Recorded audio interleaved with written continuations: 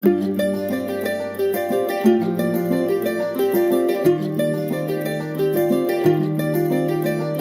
Women police ఆఫీసర్స్ని కూడా మనము drone పైలట్స్గా తీర్చిదిద్దాలని స్టార్ట్ చేసాము, ఒక ఇనిషియేటివ్ స్టార్ట్ చేసాము.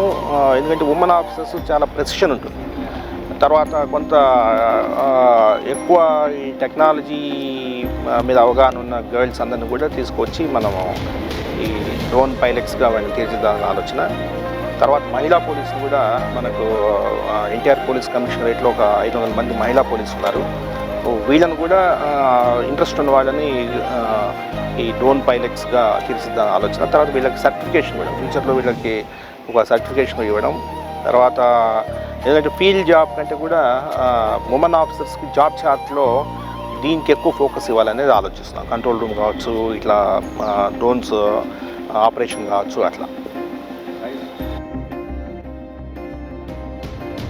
ఏపీలోనే మొదటిసారి ఎన్టీఆర్ కమిషనరేట్లు విజయవాడలో ఉమెన్ డ్రోన్ ఫ్లై చేయడం అన్నది ఇదే మొదటిసారి.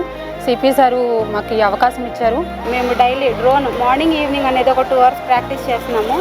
మెయిన్ ఏంటంటే ఈ డ్రోన్స్ యూజ్ చేసి మనం ట్రాఫిక్ పాయింట్స్కి వెళ్ళి ట్రాఫిక్ కంజెషన్స్ వచ్చినప్పుడు ఏమైనా బ్రేక్ డౌన్ అయినా కూడా, ట్రాఫిక్ హెవీగా ఉన్నా కూడా డ్రోన్ ద్వారానే మనం అది క్లియర్ చేయగలుగుతున్నాం సార్. ఫాస్ట్గా చాలా ఎఫిషియెంట్గా జరుగుతుందంటే వర్క్ ఇది డ్రోన్స్ వల్ల జరుగుతుంది సార్. అది లేడీస్కి చేయడం వల్ల ఇది చాలా గొప్ప విషయం సార్. Thank you.